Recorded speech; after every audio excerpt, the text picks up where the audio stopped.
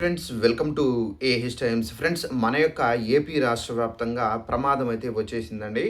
అయితే దీని కారణంగా ఇప్పటి వరకు ఏపీ రాష్ట్ర వ్యాప్తంగా 19 మంది చనిపోయినట్టుగా అయితే అప్డేట్ అయితే ఉంది. అయితే ఆ ప్రమాదం ఏంటి, దానికి సంబంధించిన పూర్తి వివరాలు తెలియజేస్తాను.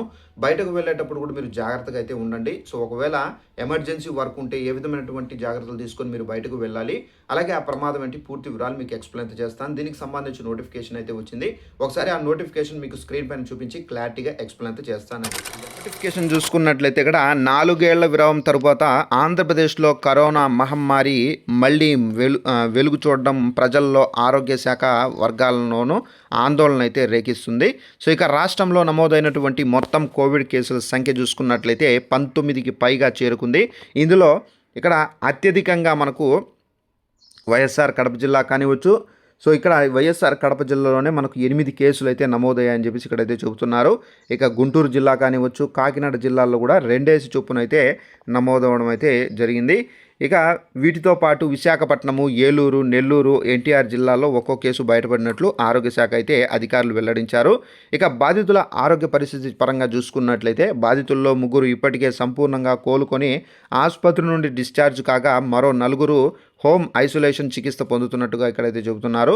సో మిగిలినటువంటి 8 మంది బాధితులు ప్రస్తుతం వివిధ ఆసుపత్రుల్లో వైద్యుల పర్యవేక్షణలో అయితే ఉన్నట్టుగా ఇక్కడైతే చెబుతున్నారు.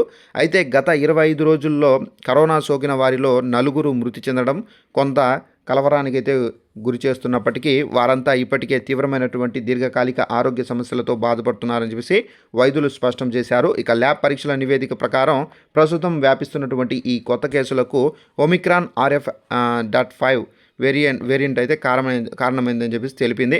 ఇక ఆసుపత్రులకు హై అలర్ట్ ప్రకటించారు. అలాగే అధికారులు కీలక ఆదేశాలు అయితే ఇవ్వబోతున్నారు. ఒమిక్రాన్ RF.5 వేరియంట్ కేసులు పెరుగుతుండడంతో రాష్ట్ర ప్రభుత్వం ఆరోగ్య శాఖ యంత్రాంగం వెంటనే అప్రమత్తమయ్యారు. ఈ నేపథ్యంలో అన్ని జిల్లా అధికారులకు పలు కీలక మార్గదర్శకాలను అయితే జారీ చేశారు. ముఖ్యంగా ప్రభుత్వ ఆసుపత్రులన్నిటిలోనూ అవసరమైనటువంటి మందులు కానివచ్చు, కోవిడ్ టెస్టింగ్ కిట్లు, ఆక్సిజన్ నిల్వలను కూడా తగినంత సిద్ధంగా ఉంచుకోవాలని చెప్పి సూచించారు. ప్రస్తుతానికి నమోదవుతున్నటువంటి కేసుల్లో సంఖ్య తక్కువగానే ఉన్నప్పటికీ ప్రజలు ఏమాత్రం నిర్లక్ష్యం చేయకూడదని చెప్పేసి కూడా వైద్య నిపుణులు అయితే హెచ్చరిస్తున్నారు. ఇక ఒమిక్రాన్ RF లక్షణాలు చూసుకున్నట్లయితే ఈ కొత్త వేరియంట్ వల్ల పెద్దగా ప్రమాదం ఏమీ లేదని చెప్పేసి సాధారణంగా కోవిడ్ లక్షణాలే ఇందులోనూ కూడా కనిపిస్తాయని చెప్పేసి వైద్య నిపుణులు అయితే స్పష్టం చేశారు. ప్రధానంగా మనకు గొంతు నొప్పి, అలాగే మనకు పొడి దగ్గు, జ్వరము, తీవ్రమైనటువంటి అలసట లేదా నీరసం అనేది ఉంటుందని వేరియంట్ ప్రధాన లక్షణాలుగా అయితే గుర్తించారు.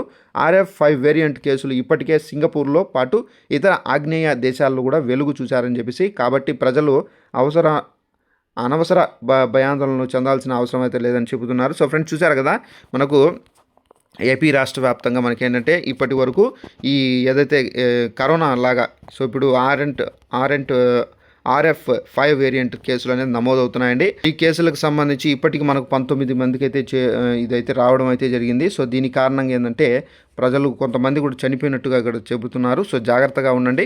సో ఇదండి మనకు ఉన్నటువంటి ఇన్ఫర్మేషన్. సో మీరు ఏ విధమైనటువంటి జాగ్రత్తలు తీసుకున్నారో ముందు కరోనా వచ్చినప్పుడు అలాంటి జాగ్రత్తలను తీసుకుని బయటకు చూశారు కదా. ఈ విధమైనటువంటి ప్రమాదం అనేది ఏపీ రాష్ట్ర వ్యాప్తంగా అయితే వ్యాపించి ఉంది. అయితే ప్రతి ఒక్కరూ జాగ్రత్తగా మాస్కులు తప్పనిసరిగా ధరించాలి. ముందు ఏ విధంగా కరోనా ఉన్నప్పుడు ఏ విధంగా మీరు ఏ విధమైనటువంటి జాగ్రత్తలు తీసుకొని మీరు నడుచుకున్నారో అదే విధమైనటువంటి జాగ్రత్తలు అనేది తీసుకొని నడుచుకోవాల్సి అయితే ఉంటుంది. ప్రభుత్వం కూడా దీనికి సంబంధించి అలర్ట్ అయితే అవుతున్నారు.